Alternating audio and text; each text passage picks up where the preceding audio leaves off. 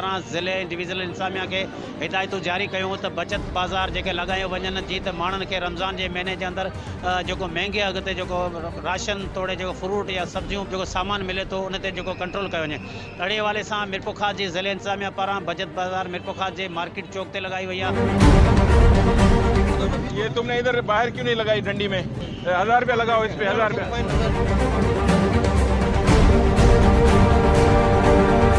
डंडा नहीं लगाओगे और उस पर चपसा नहीं करोगे दोबारा आएंगे और ये सारा निकाल जाएंगे। पक्का ये गुम नहीं करो, इसको खोल के रखो, ऐसे खोल के रखते हैं, ऐसे देख रहे हो, और ये पक्का होना चाहिए और ये हटाने वाला नहीं होना चाहिए।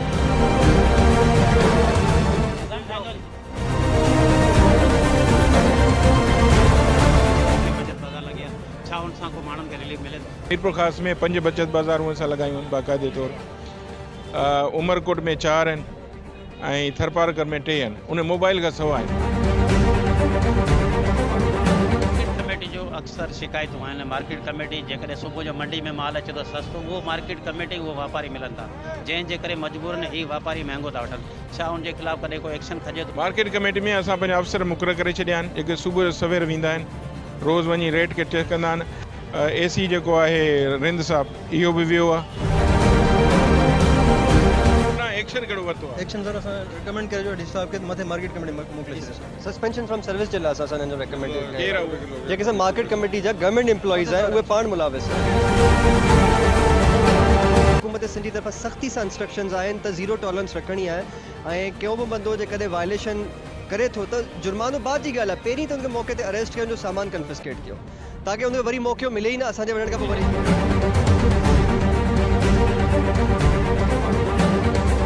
जी नाज़रीन, मीरपुर ब्यूरो टाइम मां अॼु वरी असीं तव्हां सां गॾु हाज़िर रहियूं आहियूं। तव्हांखे ॿुधाईंदो हलां त सिंध हुकूमत पारां ज़िले डिविज़नल इंतज़ामिया खे हिदायतूं जारी कयूं त बचत बाज़ार जेके लॻायूं वञनि जीअं त माण्हुनि खे रमज़ान जे महीने जे अंदरि जेको महांगे अघ ते जेको राशन तोड़े जेको फ्रूट या सब्जियूं ॿियो जेको सामान मिले थो उन ते जेको कंट्रोल कयो वञे। अहिड़े हवाले सां मीरपुर जी ज़िले इंतज़ामिया पारां बचत बाज़ार मीरपुर जे मार्केट चौक ते लॻाई वई आहे। ऐं अहिड़ी तरह तव्हांखे ॿुधायां मीरपुर ज़िले जे मुख़्तलिफ़ तालुकनि कोट गुलाम मोहम्मद आहे, डिगड़ी, जुडो, नवकोट, उन खां अलावा तालका शुजाबाद, हुसैन बख्श मरी, सिंधड़ी जे अंदरि बचत बाज़ारूं बि लॻायूं वयूं आहिनि। मगर हिन वक़्तु असां अक्सर ॾिसूं था जेके सामान रमज़ान जे महीनो अचे थो उन में वापारी अघु चोट चाढ़े था छॾनि। अहिड़ी तरह तव्हांखे ॿुधाईंदो हलां त जेका सब्ज़ी मंडी जे अंदरि जेको ॿारड़ियुनि खां जेको फ्रूट अचे थो, सब्जियूं अचनि थियूं या ॿियो जेको सामान अचे थो, उन में मेन कारण इहो आहे त मार्केट कमेटी ऐं सब्ज़ी मंडी जा जेके वापारी पाण में मिलियल हूंदा आहिनि, उहा जेका रसीद जेका कटींदा आहिनि, जेका लिस्ट जेका हूंदी आहे, उन में मार्केट कमेटी वारनि जी करप्शन एतिरी त आहे जंहिंजो जेको वज़न सॼो जेको ठेले वारनि ते वापारियुनि ते भुगतणो पए थो। जंहिंखां पोइ जेॾीमहिल ज़िले इंतज़ामिया निकिरे थी, असिस्टेंट कमिश्नर निकिरनि था, उहो ठेले वारनि ते, रेड़े वारनि ते, ॿियनि ते जुर्मानो हणनि था।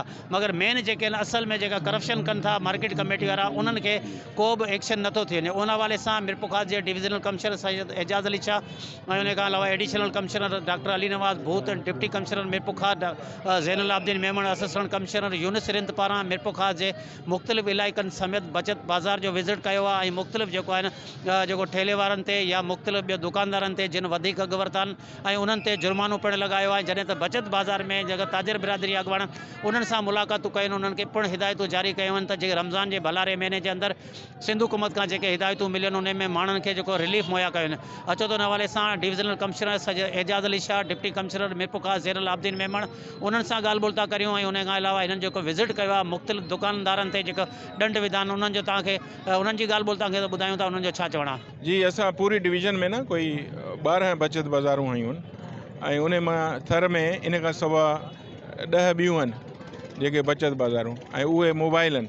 ऐं उन में छा हूंदो आहे, थर में जेके मोबाइल बचत बाज़ार, छाकाणि त उते वॾा वॾा दुकान मार्केट न आहिनि, त उते ॻोठनि में ॿियनि हंधि जेके प्रॉपर जेके हूंदा आहिनि जीअं बाज़ारूं आहिनि ईअं न आहिनि। त पोइ यूटिलिटी स्टोर कॉर्पोरेशन जी तरफ़ां उहो असांखे रेट सब्सिडाइज़ मिलियल आहिनि, उन जे थ्रू ॿियनि हंधि जेके मोबाइल टीमूं हलाए उन में कनि था। अच्छा, हाणे जॾहिं तव्हांजो सुवाल आहे त केतिरियूं लॻियूं, मीरपुर ख़ास में 5 बचत बाज़ारूं असां लॻायूं आहिनि बाक़ाइदे तौरु। उमरकोट में 4 आहिनि ऐं थरपारकर में 3 आहिनि। उन मोबाइल खां सवाइ आहिनि त 3 मिठी ऐं कलोई ऐं डीपलो में।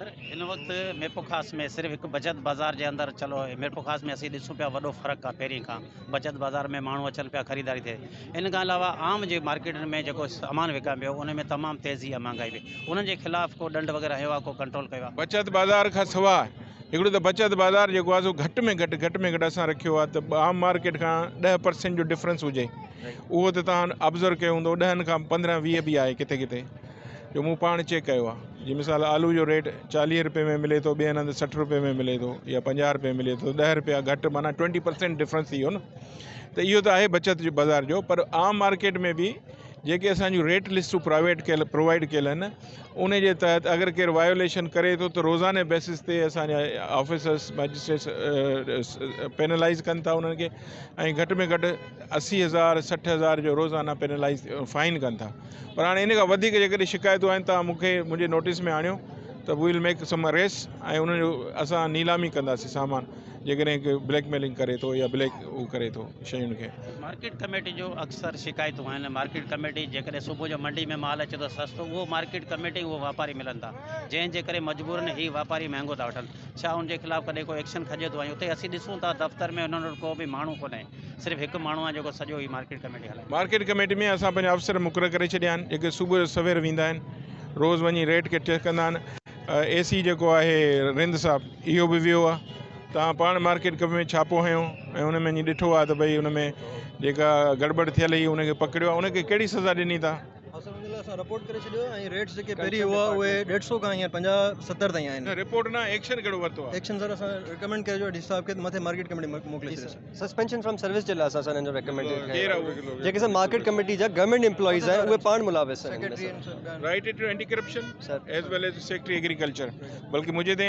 मैं चीफ सेक्रेटरी को लिखता हूँ कि ये बंदा शामिल था ये आप बताते ही नहीं हो ये बताओ तो उसको भेजे नाम सर मैं आपको ही फॉरवर्ड बोले आज ही चाहिए मुझे लेटर जो बंदा इसमें मुलविस पाया गया है एग्रीकल्चर डिपार्टमेंट का तो he should be removed from service तो आप मुझे भेजें और आप रोज़ाना के तौर पे सुबह की मंडियों में जैसे मैंने पहले भी कहा है रोज़ाना एक अफसर की ड्यूटी लगाएं और क्लर्क न जाए क्योंकि वो मिल जाते हैं पैसे लेके और वो उनके साथ शामिल लेवल का बंदा जा रहा है रोज़ाना जाए AC मुख्तियार कर ड्यूटी में रोस्टम लगा दें और रोज़ाना एक दिन में भी मुझे भी ले जाएं early in the morning surprise मैंने भी सैटरडे को किया था तो करें और सख्त से सख्त एक्शन लें ये तुमने इधर बाहर क्यों नहीं लगाई डंडी में क्लिप बोर्ड में लगाओ 1000 रुपया लगाओ इस पे 1000 रुपया फाइन 1000 रुपया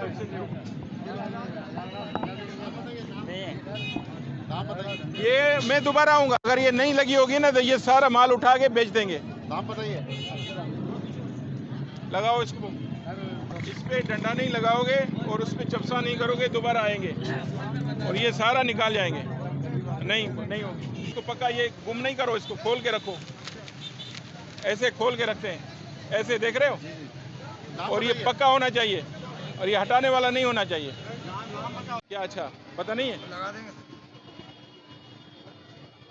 ये 1000 रुपया डालें इस पे अरे भाई 540 है ना वो मतलब पूरा 520 आपका मैंने वो रेट दिया उससे सब इधर है ना हर अलग अलग 140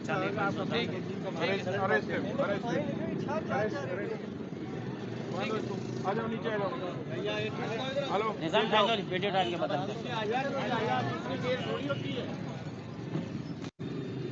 आगे निजाम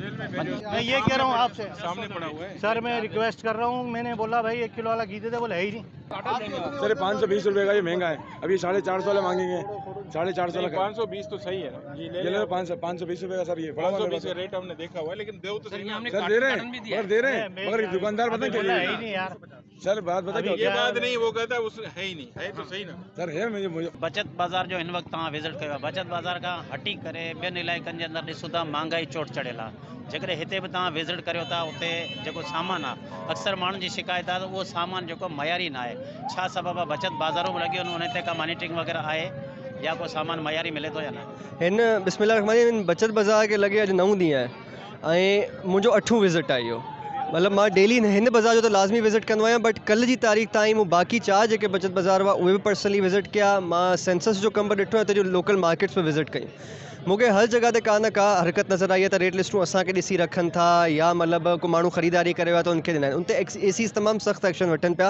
असां अॼु जी तारीख़ में बि 4 अरेस्ट कया आहिनि इन मतिलबु मद में, छोकी असांखे हुकूमत सिंध जी तरफ़ां सख़्ती सां इंस्ट्रक्शंस आहिनि त ज़ीरो टॉलरेंस रखणी आहे ऐं को बि बंदो जेकॾहिं वायलेशन करे थो त जुर्मानो बाद जी ॻाल्हि आहे, पहिरीं त उनखे मौके ते अरेस्ट कयो, उनजो सामान कन्फिस्केट कयो ताकी उनखे वरी मौक़ो मिले ई न असांजे वञण खां पोइ वरी अरेस्ट करियो त छा उनजे खिलाफ़ केस दाख़िल थींदो या मामूली उनखे सज़ा या को जुर्मानो? न, कंसर्न प्राइस मजिस्ट्रेट्स खे हुकुम आहे त उनजे खिलाफ़ मुक़दमो दाख़िल कयो, उन्हनि जी प्रेमिसिस खे सील कयो, उन्हनि जो सामान ज़ब्त कयो। असांजी एक्सरसाइज़ तमामु सख़्ती सां स्टार्ट थियूं आहिनि, 2 ॾींहं थिया आहिनि ऐं इंतिहा असांखे नज़र बि पियो अचे त हिकिड़ो पैनिक क्रिएट थी वियो आहे मार्केट में असांजे ऑफिसर्स जे अगेंस्ट।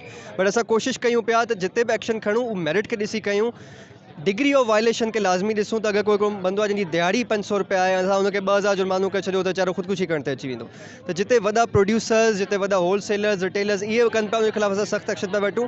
असां हिन में एडिशन कई आहे जेके पंहिंजा इहे वाड़ा हूंदा आहिनि खीर जा, इन्हनि खे बि अॼु विज़िट कयो आहे असां। सुबुह जो मंडी में बि असां पंहिंजे ऑफिसरनि खे झलियो आहे हरकत कंदे, उन्हनि जे खिलाफ़ उन्हनि जे महकमनि खे लिखी छॾियो त सख़्ती तमामु घणी आहे ऐं तव्हांजे फोरम का इहो मैसेज ज़रूरु ॾिजंदुसि कि जेको अगरि हाणे खां अहिड़ी हरकत कंदो पंहिंजो ज़िम्मेवार पाण आहे, विच में सिर्फ़ु असां हूंदासीं या हू हूंदो। सर, इंतज़ामिया जूं कार्रवाइयूं वापारियुनि ते हुजनि थियूं या नंढा रेड़े वारा हुजनि था, मार्केट कमेटी मेन ज़िम्मेदार आहे, छा सबबु आहे मार्केट कमेटी वारा रुश्वत वठनि था, हुननि जा चेयरमैन आहिनि कोन सियासी बुनियादनि ते रखियल आहिनि ऐं उन्हनि जी एतिरी करप्शन आहे ऐं सॼो ॾोह वरी हिननि ते अचे थो, उनजे खिलाफ़ कहिड़ी कार्रवाई कई वई आहे ऐं सॼो असीं ॾिसूं था कि रेड़े वारे ते या ग़रीब मिस्किन ते कार्रवाई थिए थी पर असल जेके वॾा चोर आहिनि उन्हनि जे खिलाफ़ कार्रवाई नथी थिए? असां हिन ॻाल्हि जो तमामु घणो ख़्यालु रखूं था कि असां नाजाइज़गी न थिए, छोकी अगरि गवर्नमेंट ऑफ सिंध असांखे इख़्तियारात ॾिना आहिनि त उन्हनि जो प्रॉपर यूज़ कयो वञे। ॿी ॻाल्हि तव्हांजी किथे अगरि का मुदाख़लत आहे त असां सिंध गवर्नमेंट सभिनि खे कमेटी मुदाख़लत जी मां चवां पियो मार्केट कमेटी में असां हिते मंडी में पाण था बीहूं, असांखे हिते 3 मुलाज़िम नज़र आया आहिनि जंहिं छाईअ जो रेट आहे न आर्टिफिशियली इंक्रीज़ करे छॾियो 50 खां 150 रुपयनि ताईं। असां उन्हनि जे खिलाफ़ उन डिपार्टमेंट खे लिखी छॾियो आहे, एग्रीकल्चर एक्सटेंशन वारनि खे इंगेज करे छॾियो त उन्हनि जो माण्हू बीहे ऐं हीअ जेको माफ़िया आहे इनखे ब्रेक कनि। अगरि इनमें कंहिंखे का पुश्तपनाही हासिल आहे त गवर्नमेंट ऑफ सिंध जा बि इंस्ट्रक्शन जारी थियल आहिनि हर कंहिंखे त बाबा कंहिं बि क़िस्म जी मुदाख़लत न हुजे। हिन महीने में रमज़ान में तमामु सख़्ती करणी आहे प्राइस कंट्रोल ते। छा था सम्झो उहो उन्हनि सां मुलवस आहिनि मार्केट वारनि सां, वापारियुनि सां? असांजे असिस्टेंट कमिश्नर जी इहा रिपोर्ट आहे त बाक़ाइदा इन में हिकिड़ो माफ़िया मुलविस आहे ऐं उनजे खिलाफ़ असां कानूनी कार्रवाई स्टार्ट करे चुकिया आहियूं, तव्हांखे रिज़ल्ट्स मिलंदा आहिनि जे खिलाफ़। जी, इन वक्त असां अगर मौजूद है इनायत अली कमाली जो मार्केट कमेटी के अंदर इंस्पेक्टर है। इनायत भाई, यहाँ पर ये शिकायत आ रही है कि मार्केट कमेटी और जो व्यापारी जो सामान बाहर से आता दोनों मिले हुए हैं और जो लिस्ट बनती है आप दोनों की मिली भगत से मिलती है और जो उस वजह से ये जो गरीब ठेले रेड़े वाले उनको भुगतना पड़ता है। सर ऐसी कोई बात नहीं है, अल्हम्दुलिल्लाह मार्केट कमेटी का एक मेकनिज़म है, रेट का ऑक्शन बाकायदा हम सुनते हैं और उस ऑक्शन को ओपन ऑक्शन मार्केट कमेटी में होता है। कभी आप अगर विजिट करें सब्जी मंडी सुबह के टाइम हमने सब्जी मंडी विजिट किया है, जो रेट है वो 30 रुपया ऊपर आप देते हो? नहीं, ऐसी बात नहीं है सर, जो ऑक्शन होता है। अच्छा, सबसे पहले तो मैं आपको बता दूं सब्जी मंडी का जो माल का ऑक्शन का सिस्टम है वो डिमांड एंड सप्लाई पर है।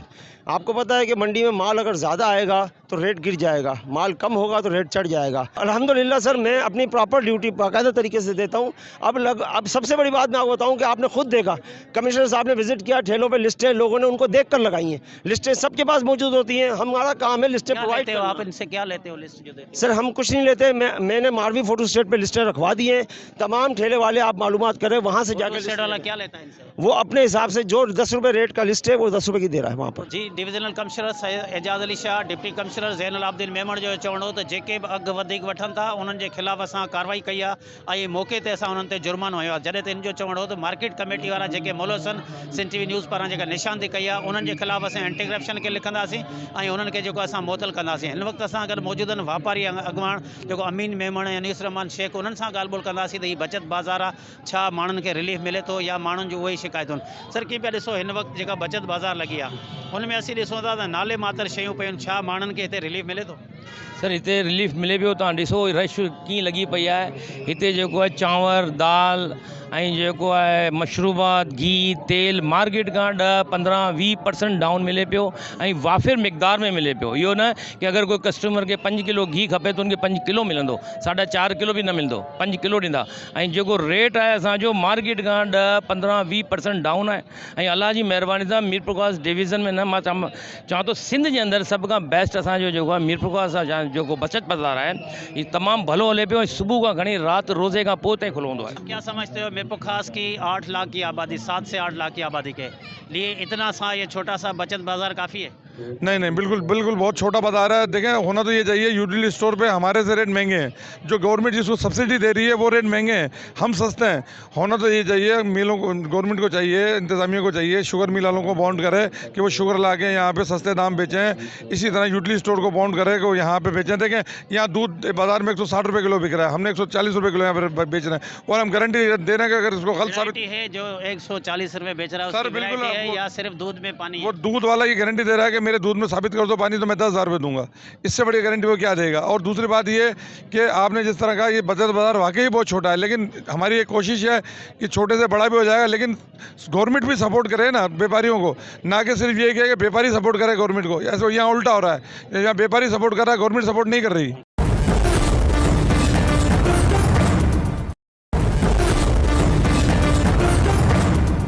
जी बिल्कुल, सिंध हुकूमत जी हिदायतन ते मीरपुर ख़ास ज़िले के अंदर वो बचत बाज़ारूं लगी हुई आहिनि। अहिड़ी तरह उमरकोट ज़िले के अंदर बचत बाज़ार आहे, मिठी के अंदर बचत बाज़ार आहे, मगर हिते मीरपुर ख़ास ज़िले के अंदर जेका शहर के अंदर बचत बाज़ार लगी आहे उनजो रोज़ाना के बुनियाद ते केॾीमहिल MP ज़ुल्फ़ाकार अली शाह जो मॉनिटरिंग कनि था, केॾीमहिल जो डिविज़नल कमिश्नर एजाज़ अली शाह मॉनिटरिंग कनि था, या डिप्टी कमिश्नर ज़ैनुल आबदीन या जो असिस्टेंट कमिश्नर हिते विज़िट कनि था ऐं दुकानदारनि ते जुर्मानो भरनि था। हाणे ॾिसजे त बचत बाज़ारनि मां माण्हुनि को रिलीफ मिले थो या न, मगर हिन इलाइक़े के अंदर तव्हांखे ॾसींदो त मीरपुर ख़ास शहर जी तक़रीबन 7 लाख खां वधी जेका आबादी आहे उन में बचत बाज़ार ही जेका आहे न हुअण जे बराबरि आहे। हिन वक़्तु उमरकोट जी सूरत हाल जे हवाले सां असांखे अली मुराद दल जेको उमरकोट में बचत बाज़ार में छा माण्हुनि खे रिलीफ मिले थो या नथो मिले, अचो तो अली मुराद दल सां ॻाल्हि ॿोल था करियूं त उते जे माण्हुनि सां छा ॻाल्हि ॿोल थी आहे, उते जे माण्हुनि जो छा।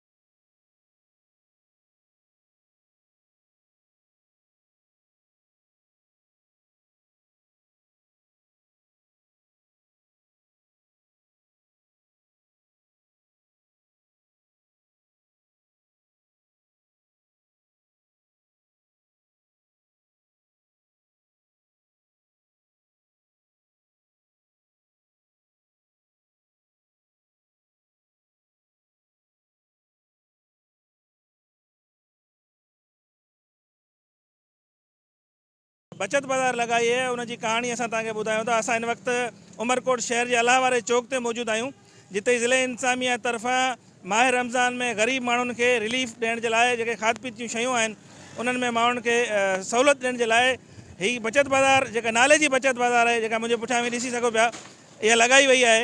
इन बचत बाज़ार में इनखे शुरू में जेको पहिरीं रमज़ान हो, इनखे DC साहब जी हिदायत ते उमरकोट जो जेको मुख्य गेट आहे, उमरकोट किले जो जेको मुख्य गेट आहे उते लॻायो वियो, पर उहा उते जेको सो कामयाबु न वई। हिननि ज़ोरी इंतज़ामिया तरफ़ां पुलिस जी मदद सां ज़ोरी कुझु गाॾे वारा उते घुराए उते उन्हनि लॻाई, पर उहा न हली सघी। उते जेको सो उन्हनि वापारी जेके हुआ या जेके गाॾे वारा हुआ उन्हनि सां जेको सो उन्हनि एतिराज़ कया।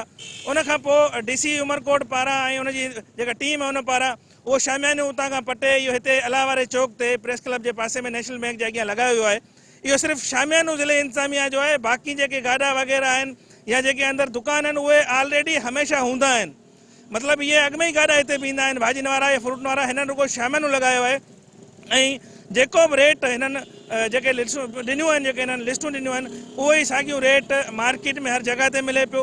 बल्कि माण्हुनि जो जेके कुझु माण्हू हिते असां सां ॻाल्हाया आहिनि उन्हनि माण्हुनि जो इहो चवणु आहे त हिते कुझु अहिड़ियूं शयूं आहिनि जेके मार्केट खां महांगियूं पियूं मिलनि। हाणे हिन हवाले सां हिते जा माण्हू जेके आहिनि शहरी आहिनि उन्हनि सां ॻाल्हि ॿोल कयूं था त उन्हनि जो छा चवणु आहे बचत बाज़ार जे हवाले सां। सम्झो ज़िले हुकूमत तरफ़ां इहे बचत बाज़ार जेका अलाह वारे चौक ते लॻी आहे, हिन में उमरकोट जी आवाम खे को रमज़ान जे भलारे महीने में को रिलीफ आहे मिलियो?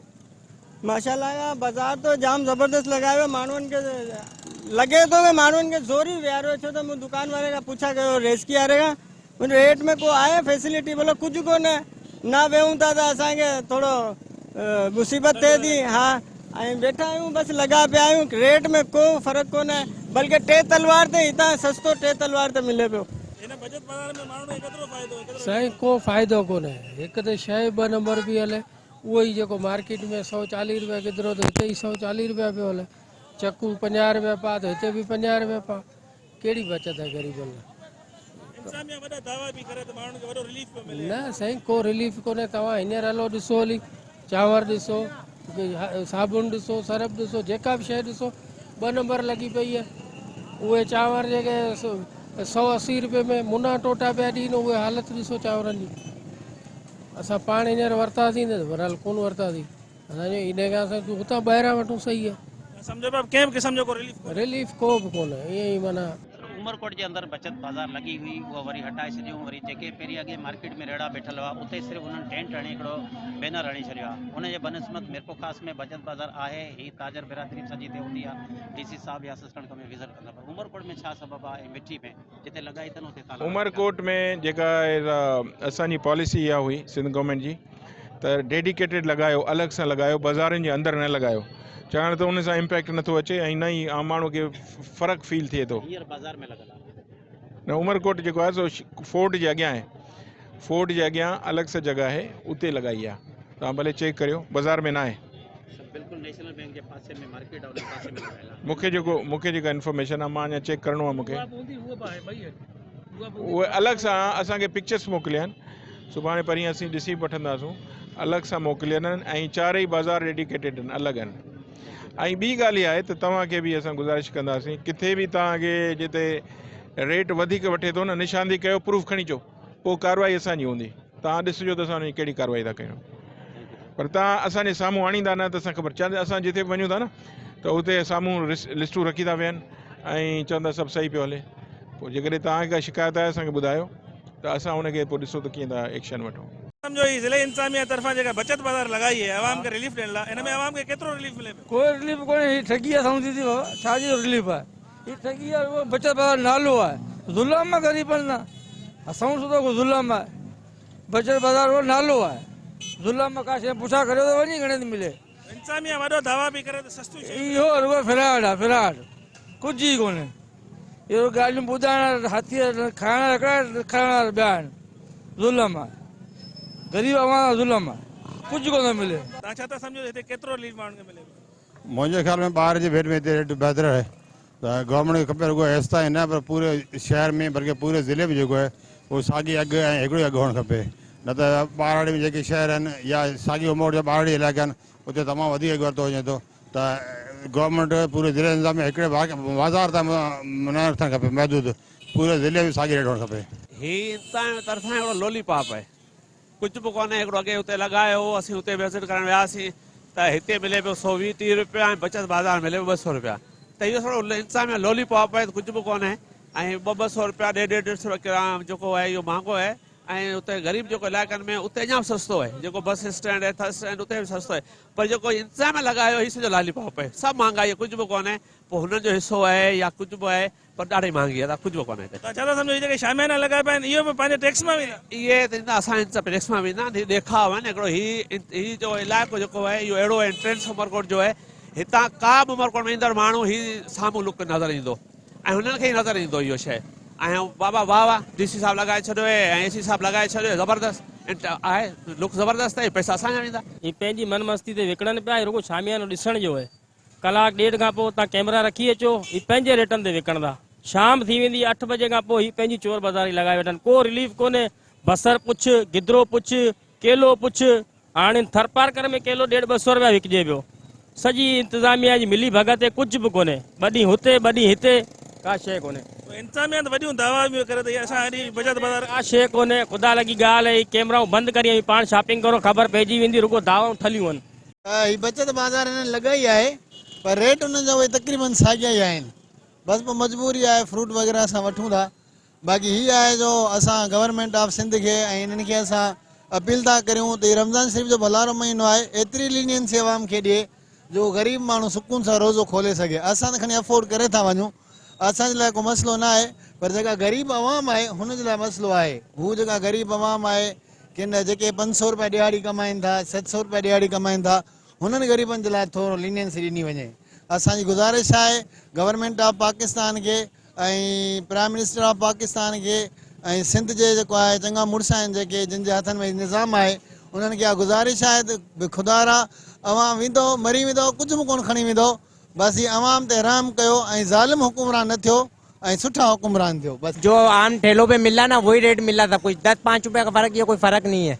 कोई रिलीफ होता है कि आटे पे वही गंदू में सब चीज़ वही चीज़ मिल रही है, वही ठेले वालों को लाके इन्होंने लगा दिया, तंबू एक लगाया भाई, और कोई रिलीफ नहीं है, कोई सहूलत नहीं है, सब चीज़ वही महंगी मिल रही है। रमज़ान जो शुरू हुआ है ना स्टार्ट, हर चीज़ के रेट डबल होगा। खरबूजा 100 रुपये किलो चल रहा था, वो 200 किलो चले गया पहले रोजे से, अभी थोड़ा सा नीचे आया है। बाकी कोई सहूलत नहीं है, कुछ भी नहीं है किसी भी हवाले से। बस आप समझ रहे हैं ये जो शामियाना लगा है सिर्फ साए की सहूलत है हमको, ये थोड़ा सा साया इन्होंने कर दिया और कुछ भी नहीं है, सिर्फ दिखा रहे हैं, फॉर्मेलिटी पूरी कर रहे हैं जस्ट, और कोई आवाम को कोई रिलीफ जो मिलना चाहिए कुछ भी नहीं है ऐसा। जी नज़ीर, हिते बचत बाज़ार में जेके आयल ख़रीदार हुआ, जेके शहरी हुआ, उन्हनि जूं ॻाल्हियूं ॿोलियूं तव्हां ॿुधियूं। उमरकोट जे शहरनि हिन बचत बाज़ार खे ड्रामो करार ॾिनो आहे। हुन जो चवणु आहे त हीउ फ्रॉड कयो पियो वञे, हीअ आवाम जे पैसनि जो आवाम खे रिलीफ ॾियण जे बजाए हिन जेको बचत बाज़ार लॻाई आहे, जेके शामियाना लॻाया आहिनि, हिननि जो किरोड़े रुपया बिल निकिरंदो, जॾहिं त आवाम खे कंहिं बि क़िस्म जी का सहूलियत न आहे, न ई इंतज़ामिया संजीदा आहे त आवाम खे कंहिं क़िस्म जो रिलीफ मिले, न ई हितां जा चूंडियल नुमाइंदा संजीदा आहिनि त आवाम खे, ग़रीब आवाम खे घटि में घटि ही जेको माह रमज़ान जो जेको भलारो महीनो आहे उन में त रिलीफ मिले। अॻ में जाम महांगाई आहे, माण्हुनि जो जेको गुज़र सफ़र जो जेको ज़रियो आहे, तमामु इंतिहाई ॾुखियुनि हालतुनि में माण्हू वक़्तु कटे रहिया आहिनि, पर हिन भलारे महीने में स्पेशली हुकूमत खे घुरिजे आहे त जेके माण्हू आहिनि, ग़रीब माण्हू, उन्हनि खे रिलीफ ॾिनो वञे। पर रिलीफ जे नाले ते उमरकोट में ही बचत बाज़ार जेका आहे उहा बिल्कुलु टोपी ड्रामो आहे, ऐं आवाम जो चवणु आहे त कंहिं बि क़िस्म जो आवाम खे रिलीफ न मिली रहियो आहे।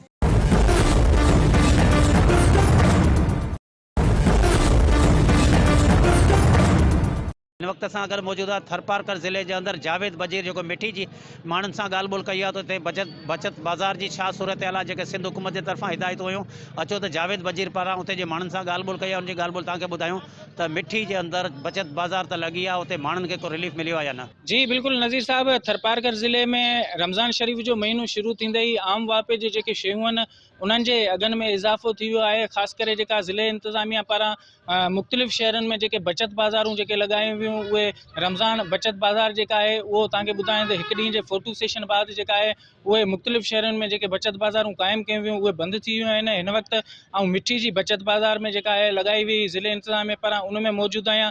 हितां जी जेका बचत बाज़ार आहे उहो हिकु ॾींहं जे फ़ोटो सेशन बाद जेका आहे बंदि थी वई आहे। अहिड़े तरीक़े सां जेकॾहिं फ्रूट जी ॻाल्हि करे त फ्रूट जेका आहे उन जे अघ में तमामु घणो इज़ाफ़ो थी वियो आहे। रोज़ेदार माण्हू जेके आहिनि उहे परेशान आहिनि। छो त इन हवाले सां हितां जा जेके शहरी आहिनि उन्हनि सां ॻाल्हि ॿोल कयूं त उन्हनि जो छा चवणु आहे। जीअं आउं कल्ह बि हिते आयो हुअसीं ख़रीदारी करणु, पोइ हीउ बंदि पियो, पोइ यूटिलिटी स्टोर हितां हीउ गैस जो पुछियोसीं, 500 रुपया किलो लॻो पियो गैस, ऐं उनखां अलावा हिकिड़ो ॾींहुं खुलियलु हुयो, बाक़ी बंदि पियो आहे। रेट पंहिंजो आहे ऐं मांग राति लॻी पई आहे। ऐं फ्रूट जे हवाले सां फ्रूट तव्हां ॾिसो ॿाहिरि फ्रूट महांगो आहे जाम, ग़रीब माण्हू वठी बि कोन थो सघे। बचत बाज़ार छा हो जो हिकिड़ो ॾींहं जो हुयो, तंहिंखां पोइ उहा शइ कोन्हे, ऐं जेकॾहिं उहा शइ आहे उते तॾहिं उहा बि ख़राबु आहे, सुठी शइ कोन्हे। इहो मसइला आहिनि उते, सुठी शइ उहा बि जेको फ्रूट वग़ैरह या ॿियो को बि राशन वग़ैरह रखियल आहे, सुठी शइ कोई बि कोन्हे, उहा बि ख़राबु आहे। अदा उहा बि बचत बाज़ार में बि एॾो को फ़र्क़ु न हुयो रेट में, सिर्फ़ु हिकिड़े अधु कलाक जे या 2 कलाकनि जे लाइ हुई, उहा ख़तमु थी, उन खां पोइ त नज़र न पई अचे। न ई कोई यूटिलिटी स्टोर जे मथां को सामान नज़र थो अचे, वञी त ख़ाली लॻो पियो आहे। ग़रीब रुगो चकर काटे काटे वापसि वञनि था हलिया। हिते त कोई रिलीफ न आहे, हिते आसमान सां अघु ॻाल्हियूं कान पिया, ऐं हिते त केरु चवण वारो ई न आहे। जेके रमज़ान बचत बाज़ार लॻाई आहे उन में गवर्नमेंट जे तरफ़ां कुझु बि न आहे, पर पंहिंजी हिकिड़ो अख़लाक़नि हिंदुअनि जी अक्सरत हूंदे वापारी जे हिसाब सां रमज़ान महीने भलारे महीने में असां हिकिड़ी बचत बाज़ार लॻाई, जंहिंमें मार्केट जो गवर्नमेंट जे रेट खां बि जेको असां 5-10 रुपया हर केजी पर तमामु घटि रेट सां ॾिनो आहे। जीअं फैमिली मिक्सचर चांहि आहे 1600 रुपया रेट आहे, 1500 रुपये में खंडु जेको आहे उहो असां 95 रुपया हलाए, जॾहिं त असांखे गवर्नमेंट बि कोन ॾिए। ख़ासि करे हिते जेको मेन मसइलो थरपारकर में आहे उहो आहे सिर्फ़ु में सिर्फ़ु अटे जो एॾो बहिरान आहे जेको माण्हू काफ़ी परेशान आहिनि। हाणे हू वापारी वीचारा किथां ॾेई सघंदा, हदबंदियूं त ख़तमु कयूं आहिनि, पर कल्ह बि एसी साहिब जेको आहे ही छापी हणणु शुरू कई आहे, त उहो माण्हू जेके चकियुनि वारा आहिनि उहो घटि में घटि 200, 250, 300 कटा जेकॾहिं न रखंदो त कणिक अटो किथां ॾींदो। ज़ाहिरी ॻाल्हि आहे जेकॾहिं हुनखे कणिक न मिलंदी त अटो त किथां ॾींदो। असांखे ज़िले इंतज़ामिया तरफ़ां असांखे चयो वियो त असां बिल्कुलु हर साल लॻाईंदा आहियूं। रमज़ान जे भलारे महीने में अॻे हिकिड़ो हफ़्तो लॻाईंदा हुआसीं, हाणे इरादो इहो ई कयो त पूरो महीनो हलायूं। रमज़ान शरीफ़ जो पूरो महीनो असां न कमायो कुझु कोन्हे, बिल्कुलु अलाह साईं असांखे हुनजो उजरो 11 महीने में ॾींदो। बाक़ी कहने मकसद ये गिदरा हींअर 100 पहिरीं हलिया पे 150 रुपया किलो, असां 50 रुपया किलो करे छॾिया आहिनि। 100 रुपये जा 2 किलो गिदरा। कुल्लू सूप जेको मार्केट में 300 रुपया हले पियो, उहो असां 200 रुपया किलो ॾियूं पिया। नारगी 250 रुपया किलो हले पई, असां 200 रुपया किलो ॾियूं पिया। केलो 100 रुपया डज़न ॾियूं पिया। जैतून पियो आहे असीं 150 रुपया किलो ॾियूं पिया 1 नंबर जो। अंगूर पिया आहिनि 400 रुपया किलो आहिनि। गोल्डन सूप जेको 450 500 रुपया मार्केट में हलनि पिया, असां वटि स्टाइल कया शुरू खां अॼु ॾींहं ताईं 350 रुपया ई रेट रखियो वियो आहे। शरदो 100 रुपया किलो। मार्केट खां ओवरऑल लिस्ट रेट जेको ॾिनो वियो आहे उनखां बिल्कुलु हर शइ में 50 रुपया, कंहिं में 60 रुपया, कंहिं में 20 रुपया, कंहिं में 10 रुपया, कंहिं में 100 रुपया, हर रेट में फ़र्क़ु आहे। जी थरपारकर ज़िले के अंदर मिठी में जावेद बजीर सां जिन उते जे माण्हुनि ॻाल्हि ॿोल कई आहे, जेका बचत बाज़ार लॻी आहे उते ज़िले इंतज़ामिया पारां उन्हनि खे तालो लॻो पिया, उते माण्हू अचनि था, उनखे रिलीफ नथो मिले, मगर माण्हू उहे जेको महांगे अघ ते जेके बि शयूं मिलनि थियूं, ख़ासि तौर ते रमज़ान जे महीने जे अंदरि वापारियुनि जेके अघु चोट चाढ़े छॾिया आहिनि। ऐं उन वाले सां हिन वक़्तु असां जेके झुॾे जा जावेद जा झुॾे मां शाहिद मजीद ॻाल्हि ॿोल कई आहे उते जे माण्हुनि सां। अचो त शाहिद मजीद ऐं उन खां अलावा झुॾे जे माण्हुनि उते जो छा चवणु आहे, झुॾे जे माण्हुनि खे बचत बाज़ार मां को रिलीफ मिले थो या न? जी नज़ीर, सॼे सिंध या झुॾे में भी बचत बाज़ार कायम कई हुई है, जेका गवर्नमेंट तरफा जिते बचत बाज़ार लगाई हुई है।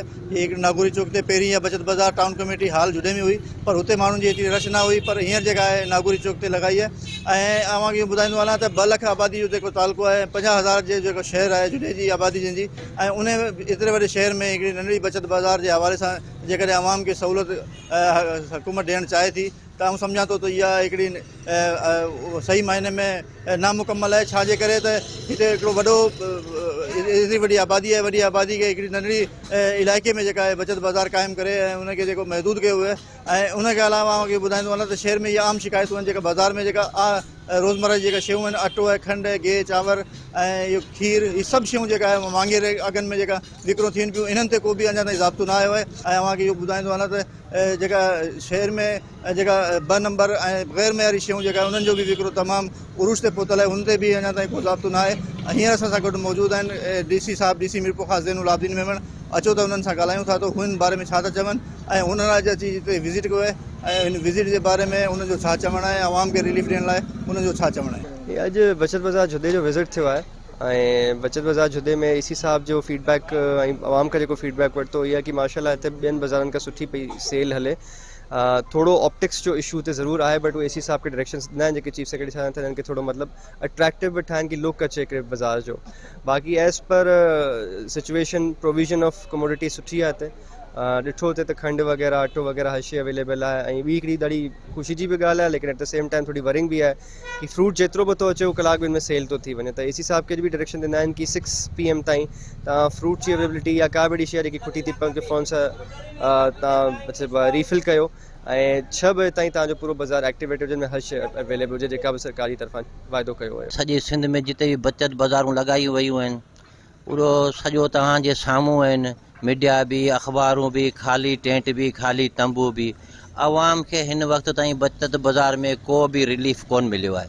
आवाम अॼु भी 160 रुपया किलो अटो खाए पई, 290 रुपया किलो टोटा मुना चांवर जेके आहिनि, जेकी असांखे अॼु खां हिन हुकूमत खां पहिरीं जेके 120 रुपया किलो मिलंदा हुआ उहे 280 रुपया किलो उहे मुना टोटा चांवर खाए पई। सिर्फ़ु फोटो सेशन ताईं इहा बचत बाज़ार लॻाई वई आहे। बाक़ी हिन जो को बि हिन में रिलीफ ग़रीब आवाम खे या आम तौर विचोले तबिके खे बि कोन मिलियो आहे, उहो बि परेशानी हाल आहे। साईं बचत बाज़ार तो वाकई जो इंतजामिया लगाई है, MPA साहब विजिट करे वो, लेकिन आऊँ समझा तो जो गरीब मानन के को भी फ़ायदो कोने, सिर्फ फोटो सेशन ताईं गाल महदूद है। पूरे शहर के अंदर जो महंगाई है, ब्यूरोक्रेसी की जिम्मेदारी है वो महंगाई ते कंट्रोल कन, जेके सरकार के तरफा सरकारी तौर पर जो लिस्टूं आहिनि उन ते अमल कराइन हिते, लेकिन उन ते को भी अमल दरामद जो कोन पियो थिए। वापारी जो मुनाफ़ाखोरी जो उरूज ते लगी पई है, गरीब मिसकिन मानू परेशान आहिनि। जी अमां जी ॻाल्हियूं ॿुधियूं हिते DC साहब जी भी ऐं शहरियुनि जी भी जेका आम माण्हू आहे उन्हनि जी भी दाऊं इहे आहिनि त जेका बचत बाज़ार जे नाले ते जेका आवाम खे बेवकूफ़ बणायो पियो वञे ऐं जेका फोटो सेशन जो सिलसिलो हिकिड़ो जारी आहे। ऐं अव्हां खे इहो बि ॿुधाईंदो हलां त जॾहिं बि बचत बाज़ार में जेको ऑफिसर को अचे थो त जेका हीअ बचत बाज़ार जेका स्टॉल जेका लॻाया विया आहिनि हिननि में फौरी तौर ते जेका सामान खणी था अचनि ऐं सामान खे सेट करे तस्वीरूं छिकराए ऐं वीडियो ठाहे ऐं जेका सोशल मीडिया ते हिननि खे हाणे त असां झुॾे में इहो बचत बाज़ार लॻायो आहे। इहो सिलसिलो वधीक आहे जॾहिं त आवाम खे जेको रिलीफ ॾियण वारो जेको प्रोग्राम आहे उन में एतिरी सदाकत न आहे।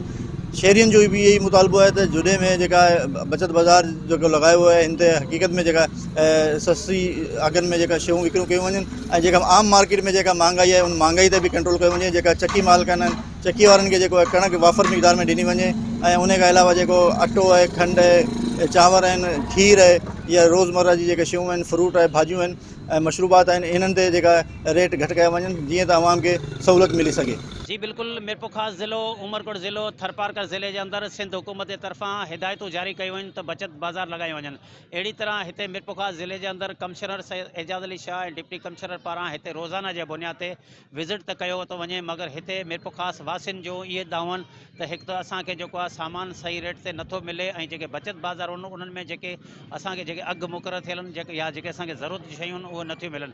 अहिड़ी तरह कमिश्नर जो इहो चवणो हो एजाज़ अली शाह जो जेके मार्केट कमेटी वारा ज़िम्मेदार उन्हनि जे ख़िलाफ़ असां एक्शन खणंदासीं, जेके बि अघु वधीक वठनि था उन्हनि जे ख़िलाफ़ असां पिणु कार्रवाई कई आहे। हिन वक़्तु उनजो चवणो त मीरपुर ख़ास जे अंदरि शहर जे अंदरि जिन अघु वधीक वरिता उन्हनि जा असां जेके ठेला जेके नीलाम करे छॾिया आहिनि सस्ते अघु ते उते आम पब्लिक जे साम्हूं सामान ॾिनो आहे। जेके वधीक वठनि था उनजे ख़िलाफ़ असां कार्रवाई कई आहे। जॾहिं त कमिश्नर जो इहो चवणो हो त जेके मार्केट कमेटी हुजनि चाहे वापारी हुजनि जेके अघु वधीक वठंदा उनजे ख़िलाफ़ असां एंटी करप्शन में जेके उनजे ज़िम्मेदार आहिनि उनजे ख़िलाफ़ उनखां लिखंदासीं ऐं उनजे अलावा हुननि जे ख़िलाफ़ कार्रवाइयूं कंदासीं। जॾहिं त हिन जो चवणो त हिन वक़्तु असिस्टेंट कमिश्नर जेके बि असांजा आहिनि उहो मीरपुर ख़ास डिवीज़न जे अंदरि विज़िट कयो अथनि ऐं जेके बि अघु वधीक वठनि था उन्हनि जे ख़िलाफ़ जुर्माना हणण जो सिलसिलो पिणु जारी आहे। ईंदड़ प्रोग्राम ताईं पंहिंजे मेज़बान नज़ीर पवर खे इजाज़त ॾींदा। अल्लाह हाफ़िज़।